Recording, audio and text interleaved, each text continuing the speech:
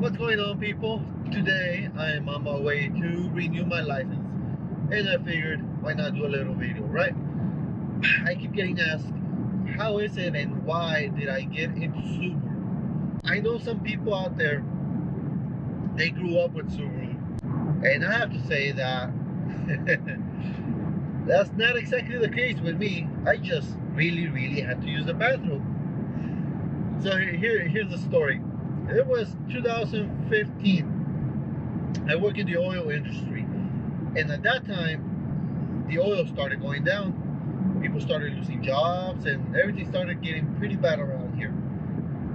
I had a basically brand new GMC truck, 2014 at the time. And I didn't really like that truck. I kind of wanted an excuse to get rid of it. So I used the situation with work to talk my wife into changing that truck out. You know, I told her it's a really big payment we have in this truck.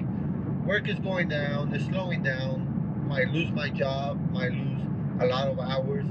So let's get ahead of it, right? Let's get ahead of it. Let's get rid of this big expensive truck, and let's get a little economy car that will keep us moving while the oil economy is down. And she agreed. So I started looking into it, and my wife had a little Mazda 3 at that time, a 2006 Mazda 3. It was old, and I loved driving that car. It was so small, so nimble, so direct, but it had no power. So what we were looking for, it was a small sedan that was in the $30,000 range. We wanted something new, so it had warranty and we didn't have to worry about any of that crap. And we wanted something with enough power for passing speeds on the highway, because we drive mostly highways around here. So there I was, doing my research. Not once did I look into a Subaru WRX or any kind of Subaru, simply because my wife did not drive standard. So I needed something automatic. And I figured something with a turbo, so in case we want a little bit more power for the roads, I can just have a tune and have that little extra power. At this point, I had been 10 years out of the car game. I had not cared or looked into racing or into cars at all. So I didn't do much research. But looking stuff up, I came up with buying a Volkswagen GTI, and I love the GTI, sort of the Volkswagen overall, the hatchbacks. I really wanted it. I figured it will keep us through this little recession or whatever you want to call it, and it's a real fun car, and I would love to have one with the DSG pedal shifting bullshit.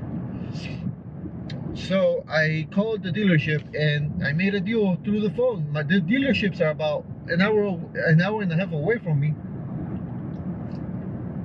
I spent about a week making a deal with a guy over the phone, and we had everything. They ran my credit, the car was there, all the options I wanted, everything was done. I was literally going simply to pick up the car and sign the paperwork. He had the paperwork ready at his desk. Everything was ready. I was gonna show up, buy the car. That was it. Well, here's the thing. On the way over there, I really had to pee. I had to pee to the point I can't hold it no more. And there was no gas stations. There was nothing around there where I could stop. And driving through there, I saw the Subaru dealership. I told my wife, let me get off here real quick. I'll go pee, get back in the car. We'll head down to Mazda.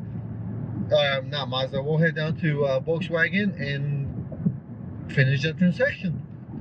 I pull up, I park, I go inside, take a quick piss, I run outside, and then I see my wife standing next to a red 2015 WRX base model. I told her, what are you doing? She said, why don't you buy this car instead? I told her it's a manual. You're not gonna want to drive a manual. Well, here's one more thing. My wife hated the GTI so much because to her, it looked like an egg. She called it an egg on wheels. She hated it. She did not want it. She was just going along with it because we needed a car like that. So at that point, that's when she said those magic words. I'm willing to learn to drive manual as long as you don't buy that stupid Volkswagen and buy something like this. So I looked into it. I looked at the sticker. I mean, my budget was 30,000. The GTI was 31, 32. The WRX was 28 something. So it was below budget. It was turbo. It was manual, which I love, and it was all-wheel drive. So how can I say no to that, right? Even if at that point I wanted the GTI more than the Subaru, it wasn't something that we weren't looking for a car that I wanted. We were looking for a car that we needed, and it fit all those criteria and little extra stuff like all-wheel drive. And at the end of the day, we negotiated down to $27,000 out the door. How can I say no, right? Plus, I heard a lot of good stuff about Subaru, so I was kind of excited. It was going to be a daily car, no mods, no anything. But I could not say no to purchasing that car at that time. So we ended up walking out of there with the damn Subaru. And that's how I got into Subaru. Needless to say, the drive home, having to call the Volkswagen guy and have a really, really pleasant conversation with him about why an hour later he was at his desk waiting for me. It wasn't all that fun, I tell you that. So that's pretty much it. I simply had to pee. I had to use the bathroom, and I ended up with a Subaru. Ain't that some shit, right?